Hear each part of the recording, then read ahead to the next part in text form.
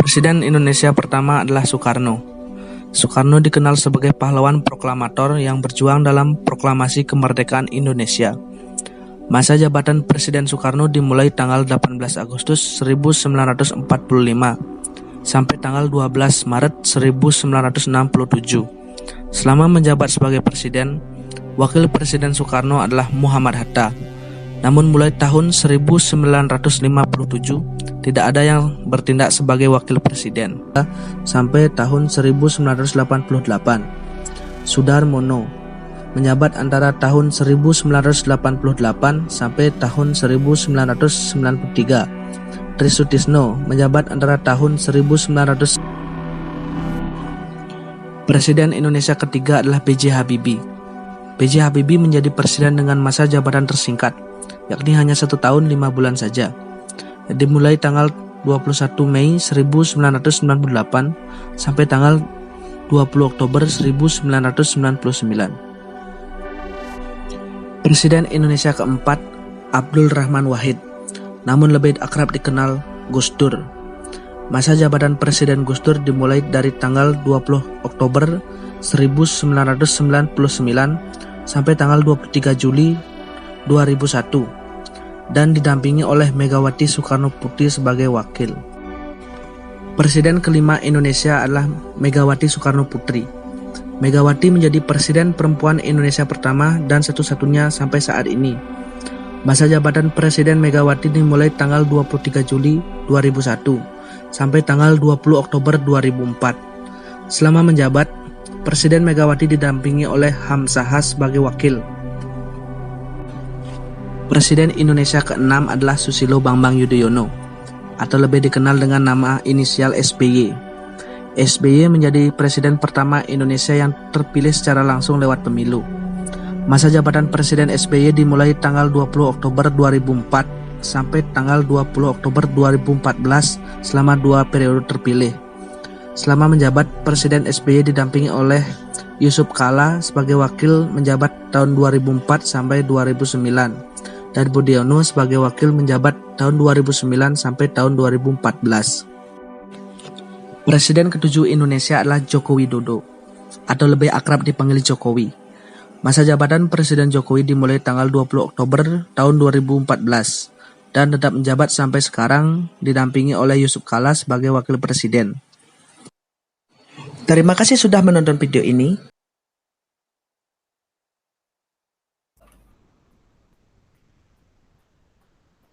Leadership is action, not possession. Saya Deki dari Jakarta, berprofesi sebagai PNS di Kementerian Keuangan. True leaders don't create the followers, but they create more leaders. Saya Novang dari Jakarta, berprofesi sebagai PNS di Kementerian Keuangan. Leader think and talk about solution. Followers think and talk about problems. Saya Alvan dari Jakarta, profesi sebagai event organizer. Assalamualaikum warahmatullahi wabarakatuh. Selamat malam, salam sejahtera bagi kita semua. Perkenalkan, kami dari kelompok 7 Pasca Sarjana Setiami, program Magister Ilmu Administrasi. Kami akan memaparkan modul 2 dengan topik Gaya Kepemimpinan Ideal. Sebelum kami menjelaskan gaya kepemimpinan ideal, kami akan menjelaskan apa sih yang dimaksud dengan kepemimpinan. Kepemimpinan adalah kemampuan seseorang yang dimiliki untuk mempengaruhi orang lain dalam suatu pekerjaan yang bertujuan untuk mencapai tujuan organisasi yang telah ditentukan. Nah, tadi sudah dijelaskan oleh Bro Novang. Selanjutnya dengan adanya kepemimpinan, maka ada 3 teori yang melatar belakangi gaya kepemimpinan. Contohnya yang pertama itu adalah teori genetis. Seorang pemimpin itu muncul karena dari bakat atau dipengaruhi oleh gen keturunan dari orang tuanya. Contoh, seorang anak kecil, dia sudah bisa memimpin organisasi kecil di kelasnya. Kemudian ada juga teori sosial, di mana teori sosial ini bertentangan dengan teori genetis. Yaitu pemimpin tidak lahir begitu saja, tetapi harus disiapkan dan dibentuk untuk menjadi seorang pemimpin. Contohnya di organisasi kami, Kementerian Keuangan, setiap pejabat eselon 4 yang akan mengikuti seleksi eselon 3 Pejabat tersebut wajib mengikuti diklat kepemimpinan manajerial. Selanjutnya, teori ekologis. Teori ini merupakan gabungan dari teori genetis dan sosial. Dalam teori ini, pemimpin yang baik jika sejak lahir telah memiliki bakat kepemimpinan, kemudian bakat tersebut dikembangkan melalui pengalaman dan pendidikan yang sesuai dengan perkembangan lingkungan.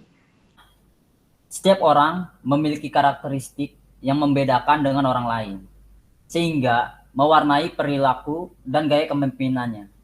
Setelah kita mendapatkan 3 teori tersebut yang sudah rekan-rekan saya sebutkan, maka kita dapat melihat beberapa gaya dan tipe kepemimpinan. Ini berikut ini ada 6 gaya dan tipe pemimpin. Yang pertama ada gaya kepemimpinan demokratis. Apa sih yang dimaksud dengan kepemimpinan demokratis itu? Kepemimpinan demokratis itu mementingkan kepentingan bawahnya daripada kepentingan dirinya sendiri, sehingga sebagai bawahan merasa keinginannya dapat terwadahi oleh pimpinannya. Kemudian ada kepemimpinan karismatik, yaitu kita bisa lihat di mana kepemimpinan karismatik adalah kepemimpinan yang disegani karena ketokohannya, ya, di mana perilakunya sehingga dapat memberikan perintah dan contoh kepada orang yang dipimpinnya. Selanjutnya, kepemimpinan otoriter, di mana setiap keinginan dan perintahnya harus dipenuhi tanpa harus memahami kepentingan orang yang dipimpin. Contohnya mungkin di negara diktator ya, seperti Korea Utara mungkin ya. Apabila nggak nurut sama presiden ya langsung dieksekusi. Semoga negara kita tidak memiliki pimpinan yang seperti itu ya rekan-rekan. Nah, selanjutnya ada kepemimpinan militer. Kepemimpinan militer ini adalah pemimpin yang dapat memerintahkan bawahannya dan orang tersebut wajib melaksanakan perintah atasannya. Seperti itu, berdasarkan asas dari komando step-step pemimpin. Mungkin gaya kepemimpinan ini sudah dilaksanakan di TNI atau Polri, seperti itu. Kemudian ada juga kepemimpinan paternalistik, ya, yaitu pemimpin yang tumbuh karena kemampuan memberi contoh dan juga teladan bagi orang yang di dalam organisasi tersebut contohnya itu baik dari sikap maupun dalam mengambil keputusan. Selanjutnya, kepemimpinan birokratis. Kepemimpinan birokratis adalah kepemimpinan yang terbentuk karena hierarki kepangkatan dan jabatan dalam suatu organisasi di mana pangkat yang lebih tinggi dapat memerintah pangkat yang berada di bawahnya. Contohnya mungkin di kementerian kami, Kementerian Keuangan, seorang menteri bisa memerintahkan ke direktur jenderal ke direktur atau kepala kanwil dan sampai level bawahannya. Nah, gaya kepemimpinan yang ideal adalah kepemimpinan yang dapat menyesuaikan dengan situasi dan kondisi. Selain dari gaya pemimpinan yang tadi sudah teman-teman saya jelaskan, ada beberapa pendapat gaya pemimpinan lainnya. Contohnya itu yang pertama ada the antoratic leader. Apa sih yang dimaksud dengan antoratic leader? Antoratic leader itu menganggap semua kewajiban untuk mengambil keputusan, untuk menjalankan tindakan, dan juga untuk mengarahkan tindakan, dan untuk menyerahkan, memberi motivasi, dan mengawasi bawahannya. Seorang pemimpin yang otoratik mungkin memutuskan dan punya perasaan bahwa bawahannya tidak mampu untuk beranggapan mempunyai posisi yang kuat untuk mengarahkan dan mengawasi pelaksanaan pekerjaannya dengan maksud untuk meminimum penyimpangan di arah yang ia berikan. Kemudian ada juga the participative leader. Apa sih yang dimaksud dengan participative leader itu? Jadi participative leader ini sangat bertolak belakang dengan autocratic leader tadi, ya, di mana participative leader memberikan kesempatan kepada bawahannya untuk dapat memberikan pendapat atau usulan guna memajukan organisasi untuk mencapai tujuan yang ditetapkan. Kemudian apabila seorang pemimpin menggunakan gaya partisipasi ini, ia menjalankan kepemimpinan dengan konsultasi. Ia juga mendelegasikan wewenangnya untuk membuat keputusan akhir dan untuk memberikan pengarahan tertentu kepada bawahannya.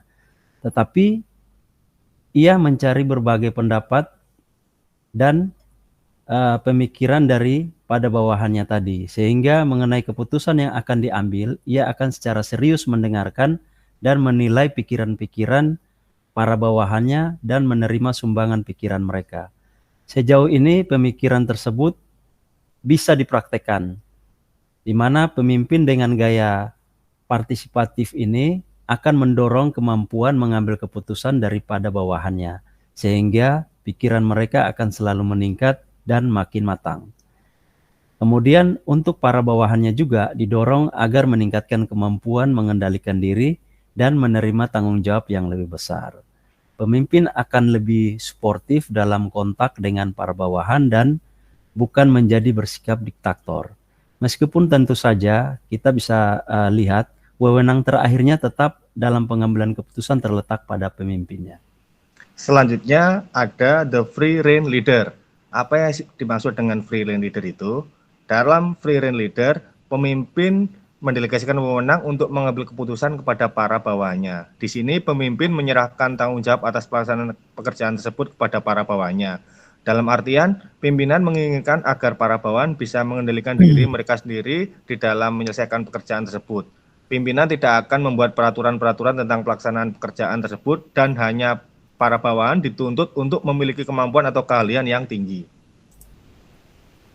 Nah, selain itu juga ada juga nih pendapat dari White and Lippitt, yaitu gaya kepemimpinan otoriter, demokratis, dan juga laissez-faire. Pendapat ini tidak jauh berbeda dengan pendapat yang sebelumnya. Nah, saya akan menjelaskan yang pertama itu adalah otoriter. Dalam kepemimpinan otoriter, langkah aktif dibutuhkan oleh pimpinan. Pimpinan menentukan tugas-tugas para bawahannya. Terus penguasa cenderung bersifat pribadi dalam memuji dan mencela kerjaan masing-masing anggotanya. Sedangkan untuk yang demokratif, kepemimpinan ini kebijakan oleh kelompok dan dibantu pemimpin, sehingga para anggota bebas bekerja dengan siapa yang dipilihnya, dan pembagian tugas pun diserahkan kepada kelompok. Selanjutnya ada laissez-faire. Dalam kepemimpinan laissez-faire, pemimpin memberikan kebebasan penuh untuk keputusan kepada kelompok atau individu. Pemimpin mensuplai beberapa bahan yang digunakan untuk bawahan. Nah, selanjutnya itu ada dengan adanya gaya pemimpinan yang telah kami paparkan tadi, maka ada beberapa syarat-syarat kepemimpinan yang ideal. Yaitu ada 3 syarat kepemimpinan, antara lain ada memiliki kekuasaan, memiliki kewajiban, serta memiliki kapasitas atau kemauan. Terus juga seorang pemimpin harus memiliki kekuasaan yang seperti mempunyai kekuatan, otoritas, dan legalitas yang memberikan wewenang atau kepercayaan sebagai pemimpin untuk mempengaruhi dan menggerakkan para bawahannya. Nah, sedangkan untuk kewibawaan, dipastikan pemimpin wajib memiliki kelebihan, kemudian keunggulan, keutamaan, dan mampu mengatur bawahannya. Sedangkan syarat yang ketiga adalah seorang pemimpin harus memiliki kapasitas atau kemampuan, yakni segala daya, kekuatan, kecakapan, kesanggupan, dan keterampilan teknis maupun sosial yang dianggap melebihi anggota lainnya. Sehingga pemimpin harus memiliki 3 unsur, yakni IQ, EQ, dan SQ. Selain itu, pemimpin wajib memiliki 3 macam skill, yaitu conceptual skill, human relation, dan juga technical skill. Ketiga hal tersebut perlu diiringi dengan inteligensi yang cukup, kemampuan komunikasi, terus juga kepekaan pada tujuan bersama. Pemimpin pada saat ini harus memiliki wawasan atau skill yang luas serta komprehensif. Nah, setelah kita membicarakan latar belakang, gaya kepemimpinan dan syarat kepemimpinan, maka yang terakhir adalah kelebihan dari pemimpin itu sendiri. Pemimpin sebaiknya memiliki beberapa kelebihan seperti kapasitas, prestasi, tanggung jawab, partisipatif, dan status. Apa yang dimaksud dengan pemimpin harus memiliki kapasitas? Pemimpin harus memiliki kapasitas adalah pemimpin yang harus cerdas, waspada, kemampuan berkomunikasi, dan menilai orang lain dalam pekerjaan yang dibutuhkan. Lalu apa yang dimaksud dengan pemimpin yang harus memiliki prestasi? Pemimpin berprestasi yaitu pimpinan harus memiliki gelar, wawasan, dan mendapat penghargaan dalam organisasi tersebut. Selanjutnya, pemimpin harus memiliki rasa tanggung jawab. Pemimpin harus memiliki sifat mandiri, inisiatif, tekun, ulet, percaya diri, agresif, dan keinginan untuk selalu unggul. Lalu apa yang dimaksud dengan pemimpin harus partisipasi? Pemimpin partisipatif ini adalah pemimpin yang wajib memiliki sikap aktif, sosialisasi tinggi, mampu bergaul, kooperatif, mudah menyesuaikan diri, dan punya rasa humor yang terakhir adalah pemimpin yang harus punya status. Pemimpin punya status, contohnya punya kedudukan sosial dan ekonomi, populer, terkenal, dan lain-lain. Nah, setelah kita belajar tentang gaya kepemimpinan ideal, mari kita mulai coba mencari contoh kasus gaya kepemimpinan.